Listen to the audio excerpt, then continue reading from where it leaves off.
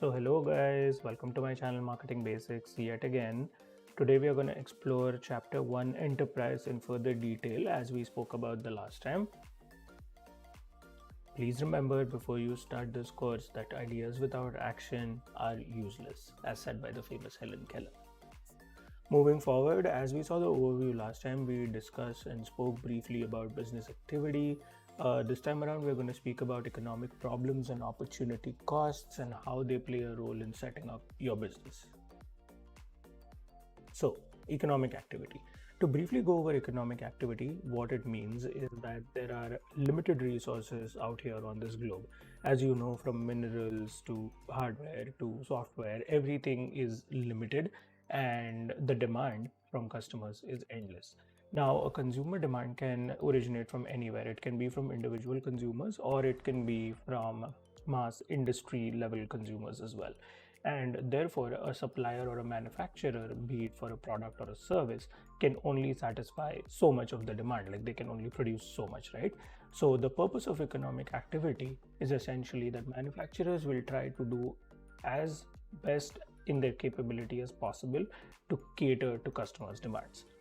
In this chain, there is multiple people who contribute to economic activity. Governments are a big player of economic activity, so are businesses, and then lastly, individuals who decide how the resources out there are going to be used. Then we'll quickly glance over opportunity cost. Opportunity cost essentially means that you can only have one thing when you decide to choose two.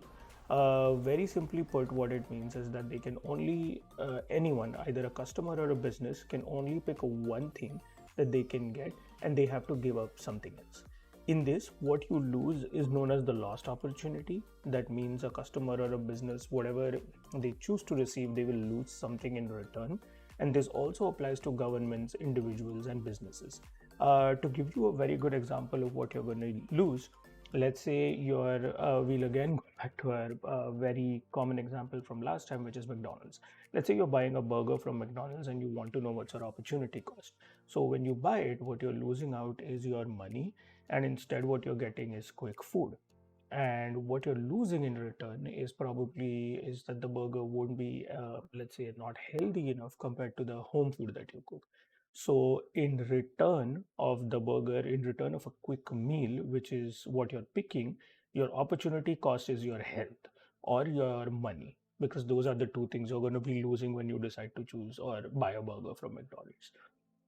If we put McDonald's in the economic activity case, what it means is that people are hungry, people are looking for a quick meal, and therefore, what McDonald's does is it picks the resources out there and supplies people with quick and easy meals that they can eat and satisfy their hunger.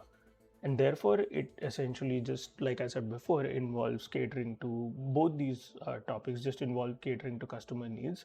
One talks about what you lose when you're doing that, and one talks about how economic activity keeps running. Moving forward, we are going to talk about business environment. So, as you guys know, every business that exists in today's day and age is essentially sitting in an external environment. Businesses do not only face challenges that are internal, but they also have a lot of external factors that affect them, overall, and kind of do come in the way of production or marketing the business or essentially selling the product to people. The four key factors per marketing that affect a business are competition, which can emerge any time. Legal changes, which essentially means safety regulations or product standards that can affect the product that you're making for the customers. Economic changes, which is, let's say, the customer does not have enough money to essentially pay for the product. And technological changes, which is not being able to keep up with technology. Again, to give you an example, let's continue talking about McDonald's.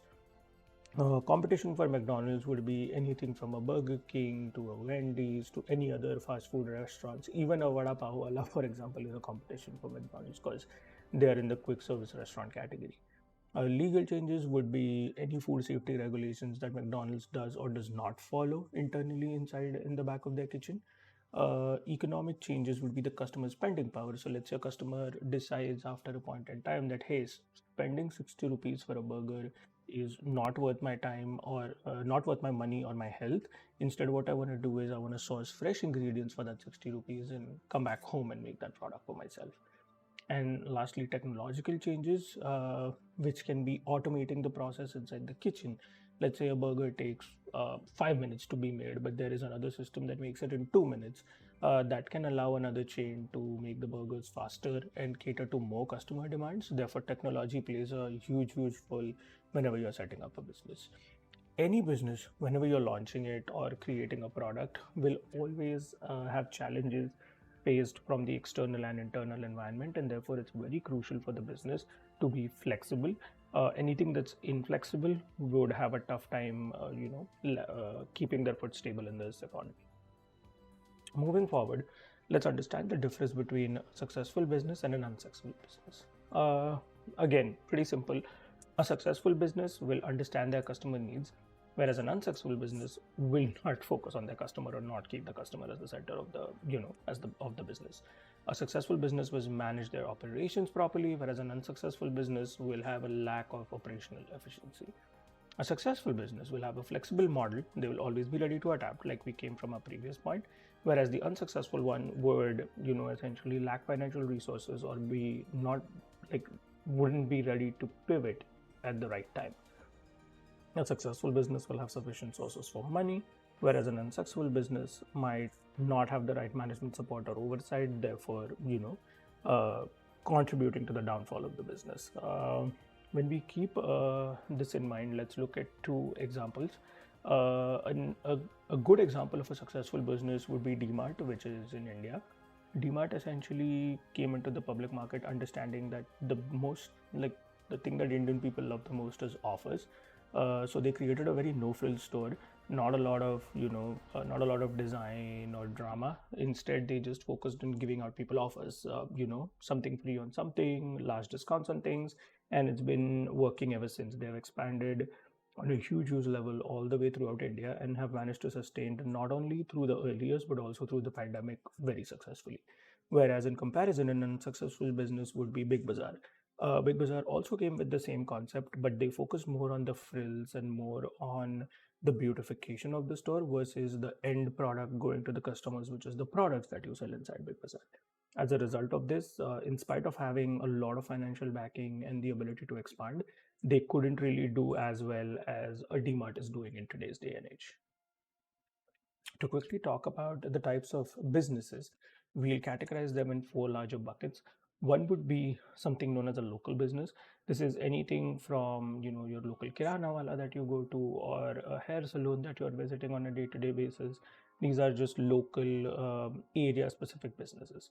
National businesses, however, have branches or operations across a single country. Let's say you talk about any regional bank that is existing in one nation. They will essentially have bank branches everywhere. For example, retail shops or state banks, like I said before. International businesses, on the other hand, would have services across multiple countries. Now, this can be the same bank that we spoke about previously, but like an ICICI, for example, that is all the way across India and even has some branches outside of it.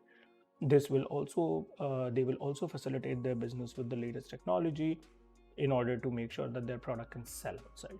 And lastly is a multinational business. This can be anything on a large scale, for example, Amazon, Coca-Cola, Pepsi, any of the big brands that that are currently not only operating in like multiple countries, but also have production units in multiple countries and have the ability to produce their product or manufacturing it at a large scale in multiple locations. With that, today's lesson has come to an end. Thank you everyone for joining. If you haven't done it yet, please make sure you like, share, and subscribe my YouTube, and also like my Instagram and TikTok at IdeaMachine09. Next time, we'll continue to delve further into the enterprise chapter. Until then, see you.